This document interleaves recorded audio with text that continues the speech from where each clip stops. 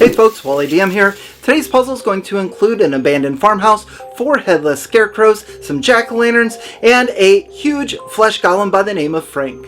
Now this is a Halloween themed puzzle, and if you'd like to get the written version of this, it is available now on my Patreon page for members at the $2 level or higher. Also, if you'd like to see how I ran this puzzle, be sure to check out the Game Master Roundtable live stream where we ran this for a few of my YouTube friends in a Beck Me one-shot. Now I'm super excited about this puzzle, so let's get started. So this puzzle is going to consist of 3 different areas. We're going to have an outside area that's partially surrounded by corn.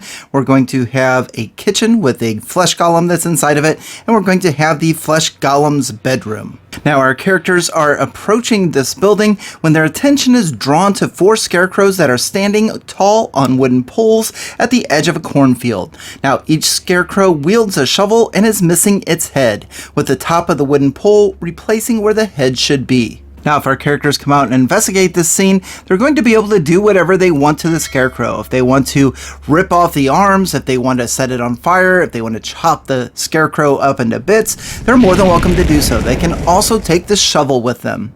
Now, if any of these characters were to cast a detect magic spell, these scarecrows are going to radiate with an aura of transmutation magic. Now, the only thing that differentiates the 4 scarecrows is that each of them have a name that's embroidered on the shirt that they're wearing.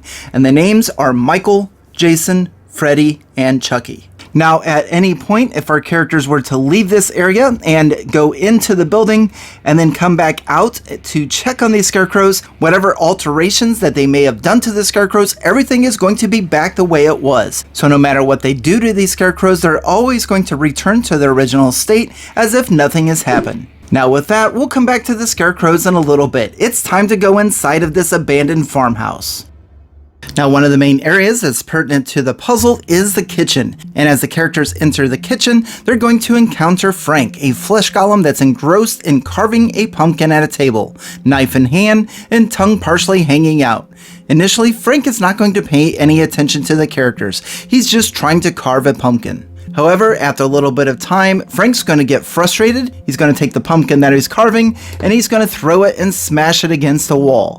He's then going to take another pumpkin out of the stack and try again. Now, Frank is a powerful golem, but he is passive and he is friendly if the characters treat him that way. Any of the characters that wish to carve pumpkins with Frank can do so if they succeed on a DC 10 Charisma Persuasion check, and if that is successful, Frank's going to nod in agreement and he's going to offer them a knife. Now, one of the things to note is if any of the characters bring in the shovel or a piece of the scarecrow where Frank can visibly see it, he's going to be upset. He's going to yell at them to put it back. Once they comply with this task, then Frank's going to return to carving pumpkins. Now, the characters can escalate this to combat with Frank if they choose to do so, but I would recommend as a game master that you make Frank an incredibly powerful golem. Now, if combat does initiate, then Frank is only going to participate in that for as long as he perceives them as a threat. Afterwards, he's going to return to the kitchen table and continue to carve pumpkins. Now, before we go over what Frank's doing in here, the characters can step back outside and they can investigate that 3rd room.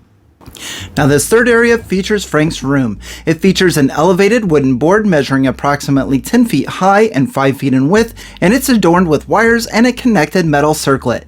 Adjacent to this platform is a sizable device emitting a low hum of electricity. This setup serves as Frank's recharging station.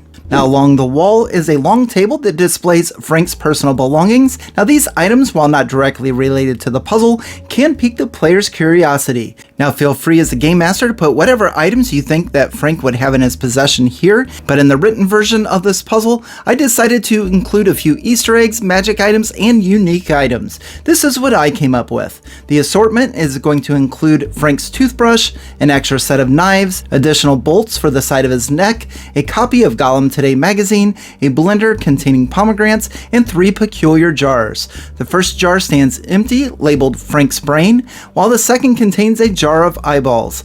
The 3rd jar houses a disembodied human brain sporting 4 legs, which is a rather unusual sight. But now the part that is relevant to the puzzle is a pinned up crude drawing that is on Frank's wall. Now, this sketch depicts 4 stick figures, each accompanied by a name beneath: Michael, Freddy, Jason, and Chucky. And of course, the characters should immediately recognize that these are the same 4 names that are embroidered on the shirts on the scarecrows outside. So we now have all of the information we need to solve the puzzle. We have 4 scarecrows that are outside. None of them have heads, but they have a wooden pole that sticks up out of their torso. Each of them have a name: Michael, Jason, Freddy, and Chucky.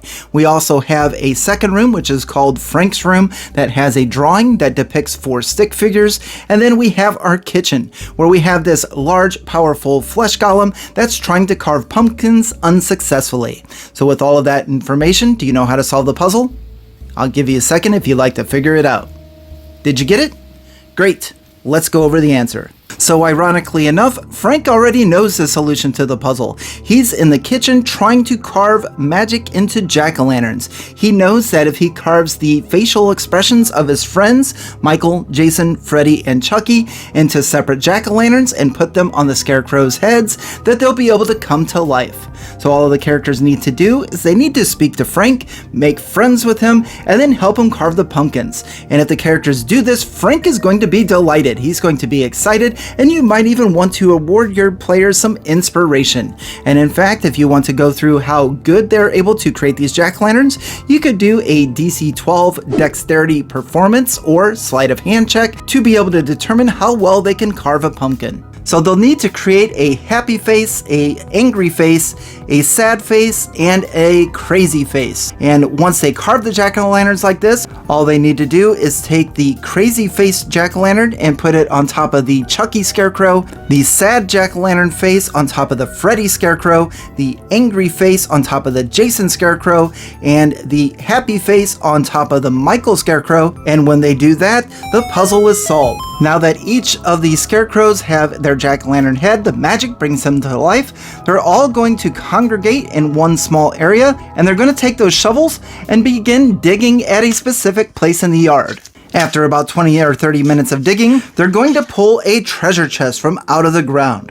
They'll then open the treasure chest, and Michael is going to pull out a menacing knife, Freddy an infamous clawed glove, Jason a blood-soaked machete, and Chucky a wicked kitchen knife. Now, up to you as the game masters what happens next. Perhaps we have a combat round where the scarecrows then turn and attack the party, or maybe they just disappear into the cornfield. And of course, we still have Frank. So why did he want this puzzle solved? Well, maybe there's a specific item like a teddy bear or something along those lines that Frank wanted out of the treasure chest. He's then going to grab the item and then go back to his room to recharge. Meanwhile, the characters can then take a look at the treasure chest and gather whatever treasure is left inside. So that's all I have for you today. What did you think of the puzzle? Is this something that you would run in your game? And if so, what would you do differently? And if you'd like to get the written version of this, you can pick that up on my Patreon page. It's available to everyone at the $2 level or higher.